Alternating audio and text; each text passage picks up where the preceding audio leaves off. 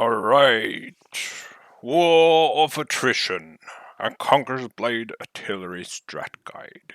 Made by Ferocity. Part 2. Yes, let's get this on the road. So, from last video, we concluded with ranges for punishing, or support if you like. Charge is superior but difficult. And holding units is for punishing and ensuring time wastes. The attrition battle. So holding units are for the attrition battle. So last video we also used this setup where you have holding units defending and you have holding units here defending. And if you have range, you can always win the attrition battle by shooting at them. So,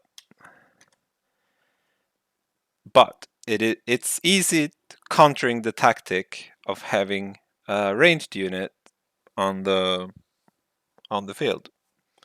And this is a typical way to countering it.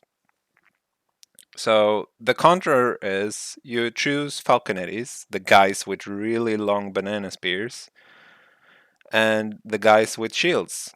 And you put them on the corner so the range doesn't have any vision, so you can shoot at them.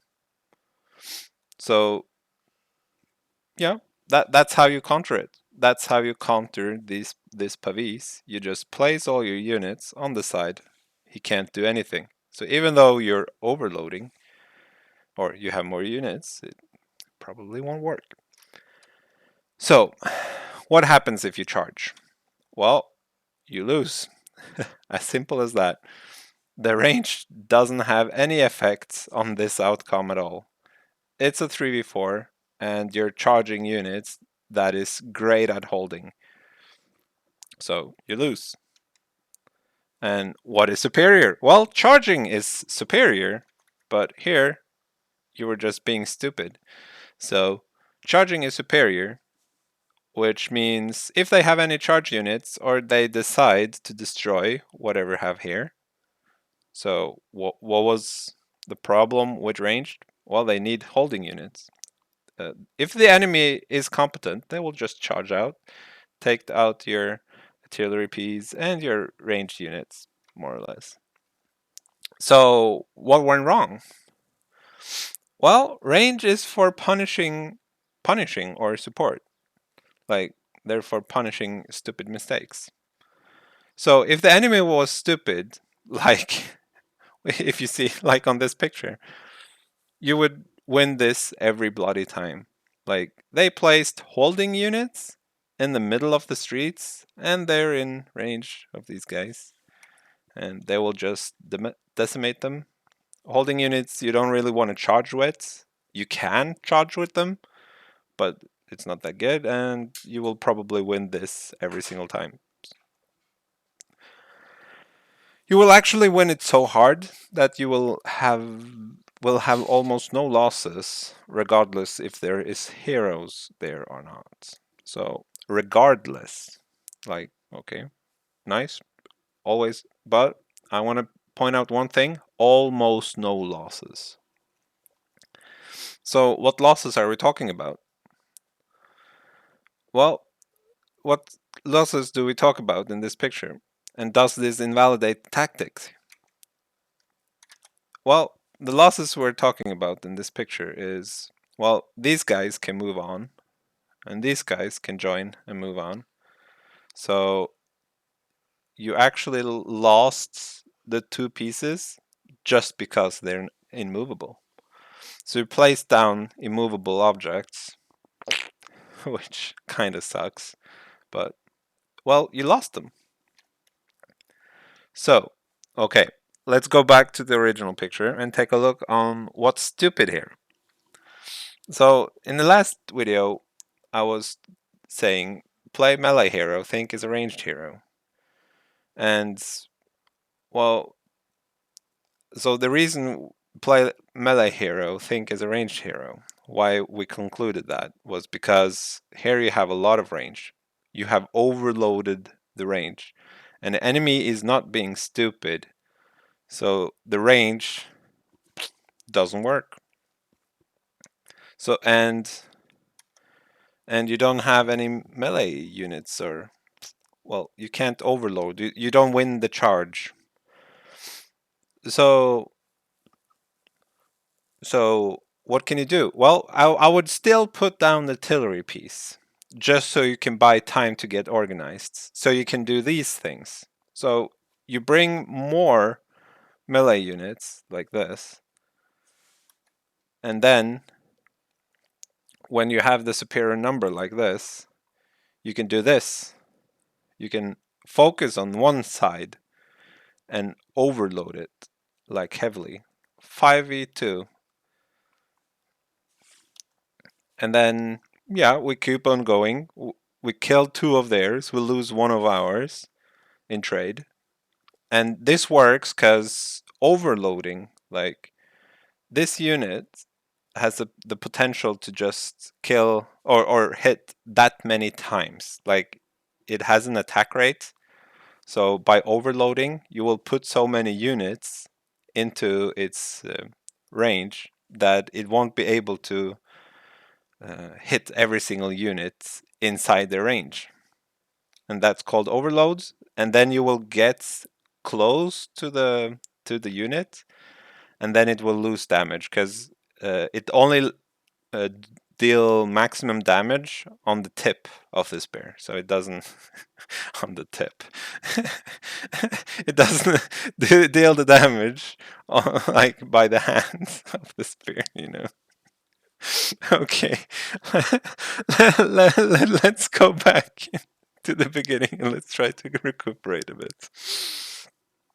So we're now in a new situation. But has anything changed? No, not really. We're still in a war of attrition. Like we moved from here to here, but now our this is actually the same picture. So we could actually frame this as the last picture where we just put all of these units up here and it's versus these 2 units up here. Wouldn't make a change. So it's still war of attrition. This is just a new picture.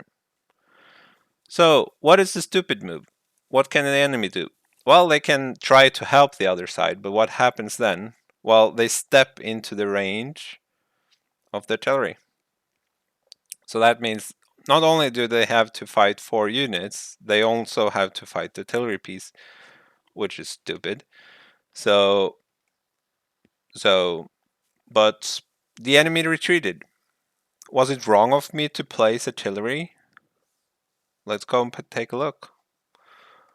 So what was the situation here? So the first situation, we overloaded range, which made everything here useless. And well, we don't use artillery piece in this case because it can't reach anything. So here's probably the key. Buy time to get organized so you can overload with melee units. So the idea here is, well, you still have a useless artillery piece, but the artillery will actually make the enemy not want to do what they did here, and that is to charge out to get easy kills. Like, you have some defense already for your artillery piece, so let's keep it that way. So they won't charge out and they won't do stupid things like this because you have artillery piece. But you will always be able to punish them if they do. Like, there's always an idiot who pokes their head out. Yeah. Stupid idiot. So, and then you can do this. But in this case, you're still not using artillery piece. You're just using the units. In this case, still not using the artillery piece. And still not using the artillery piece. Well, if the enemy is stupid, you can use it. But they will probably retreat. So this actually feels bad This really feels bad. You didn't use your artillery piece at all, and everything in front of you was did not happen. But what were you actually turning? Like when you charge the artillery piece, so the artillery in the first place, it bought you time, right? So the next thing the artillery piece did was hindering these guys from being stupid in some sense, because they don't want to go into the range of the artillery. The artillery deters these moves, and if they went, it would actually be a 4v4, which would mean more losses. But we would still win just because we're 5. Maybe I should just put 4 people here in that case. So that would do. So actually, it feels kind of bad because you didn't shoot one single shot of your artillery piece, but the value is sort of there as well still. So let's do a summary. Well, we can't plan on is being stupid. Enemies should be respected in this manner. I would totally say that. And placing artillery in a smart position to buy time is never bad, even though it feels bad. Yeah, this situation here. It feels bloody bad. It feels like you wasted an artillery piece, and yeah, it might be true in some cases. But in this situation, it was actually not bad to place the artillery piece. It actually deterred enemies from doing stupid things. So my final thoughts is still play melee hero. Think is a ranged hero. A melee hero can still be a use artillery to become ranged hero, so you can get both. So the next video I will go in a little bit more tactics to break up this scenario here, so it can be done more efficiently.